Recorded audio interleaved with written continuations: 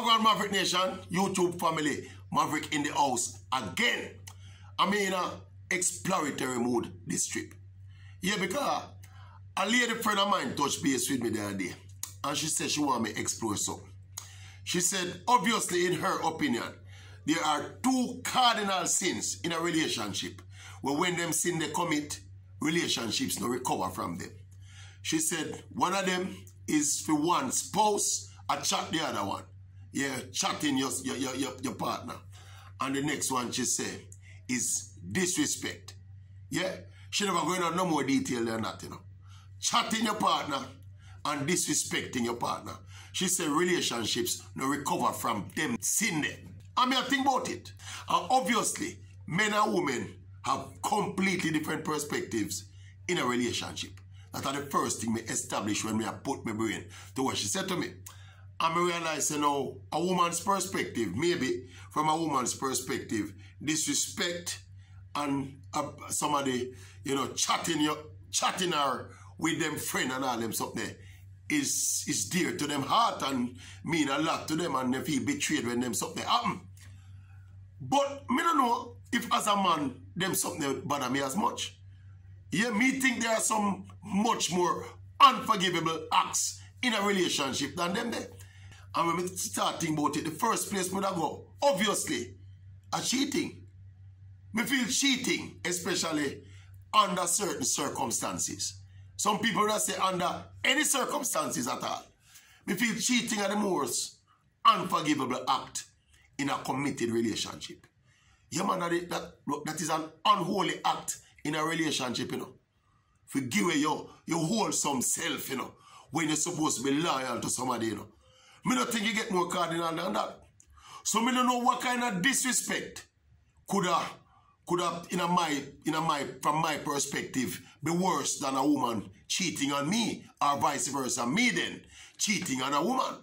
And also, there's another more critical element in a relationship when me think affect them thing them more. And by the way, what she mean by me never get to ask her, as me say, the mystery in how she put it to me is to explore it myself. Yeah, and not even seek further clarification from her. She said, chatting your spouse. That means, say, obviously, like, say, me have my woman now, and then now me would chat my woman with my friend. But tell me something. Every man and every woman, no chat about them people with them friend. Them one. That's not part of the course. Me think that's a part of the course. And of course, it depends on what that chatting entails. Obviously, she not imply, say, you know, when you look at private, personal stuff and your intimate stuff, you're not supposed to carry them things that go on road or exchange them with nobody. But suppose you have good things me talk about, you say. Suppose I'm a woman and me talk about good things, I boast about her. Say, oh, she good like that, and she good like that, and she good like that, and she good round this, good up this, and she good in this. Eh? So, suppose that kind of chatting, you have a problem with that too? Or you just have a problem with the bad chattings where you chat about the little behavior, them and the little habits, them and all them something. But me don't know, me don't think that as unhealthy. Me, for example, wouldn't be all that flabbergasted or upset if my woman chat about me with her friend. In fact, I expect that my woman are going to chat about me with her friend. Or if she have a close confidant. Me think that will happen. Alright, here we might have a problem with it now. If my woman, close confidant now, is a man, and she'll carry my business, go chat with the next man. But then now I feel a little bit edgy. But if she go chat about me with her best friend, me don't have no problem with that. Yeah, man, and the disrespecting now. Here the disrespecting now. The disrespecting now, it depends on the magnitude and nature of the disrespect. Because disrespect comes on a wide scale, you know. You have scales of disrespect. I think when it get to a certain point of disrespect, I guess probably a time we take the exit door. But if you next thing about relationships and the disrespect aspect of it now, you know you have pitfalls, you have ups and downs in a relationship. And you have moments when people get mad, angry, quarrel, and say some things where you probably wouldn't say when you're calm and cool and collected. Them something happening in every single relationship. Yeah. So me don't know if you want to perceive that now. Something we're saying at that kind of climate, you know. A kind of angry exchange. For whatever reason, you know, man and woman in a exchange, and people say things where them shouldn't say. You have to hold that against your spouse forever. Me don't think so.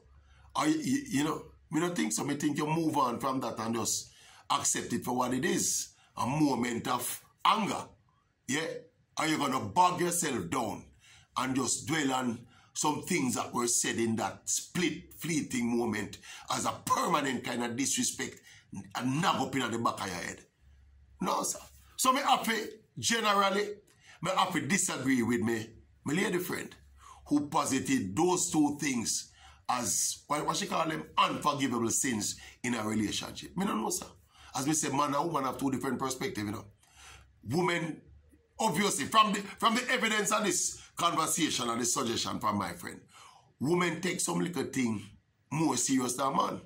For example, the disrespecting. Me think a man more worried about the disrespect from a next man than moments of perceived disrespect from him woman. Under the circumstances how me describe it. Maybe me talk about my situation. Obviously, everybody will use for them situation and judge a topic like this. But me I say, I have never thought that being disrespected was a major problem. Again, it goes to the degree and the magnitude and the nature of the disrespect. Because maybe me don't get the kind of disrespect when me feel say that are the final straw. Me don't get that kind of disrespect. But if somebody in a temper one day and say, oh, you're this or you're that, or you're this or you're that, or you're this or you're that. Me don't know if me going to carry belly over that. But give ready something. Give ready something. Huh? No, sir. Give it to you and make me find out, me should I say. I don't make me find out. Make me just find out. Me just find out, say there's something give it. Me feel that the wickedest thing in a relationship. From time start till now. That's something there. Give away the property and the wickedest thing. And another key thing though. I don't know if this is you'd classify this as the same thing. But me think one of the key things in a relationship are communication still. Yeah man, even if it's not conventional communication like how them teach it in a school or you teach it in a course. Me think when you get to know your partner, that means you don't necessarily sit and chat all day and all night, but it's getting to know how to communicate, when to communicate, how much to communicate. Me think that are the key. Yeah, man. So, sorry to disappoint my lady friend. As me say, the ladies can comment on it in the comment section and tell me what they think. But me don't think chatting, so-called chatting me with your friend, or me chatting you with my friend, me don't think that is a big sin in a relationship. Me don't think so. Me really don't think so. Unless, and as me said, most of the time when that happens, the person in question don't even know. If somebody chat, and they chat and go around and chat and go around now. And as me say, all of them something depend on the extent, But generally speaking, me expect my woman to chat me with her friend. Me don't expect her to come to me or report to me say she don't talk about me. But me expect that. Because these are the things where friends do. Yeah. And me expect say me would have probably talk about her to people where me confide in her as well. You get me as I tell you? Yeah, man. So that to me think about that topic. What do you think about it? What do you think about it? Eh? Me feel cheating and lack of trust are the two most debilitating, crippling reality them in a relationship. Cheating and when the trust break down. Again, no, the trust might break down because of some of them things away my friend has suggest.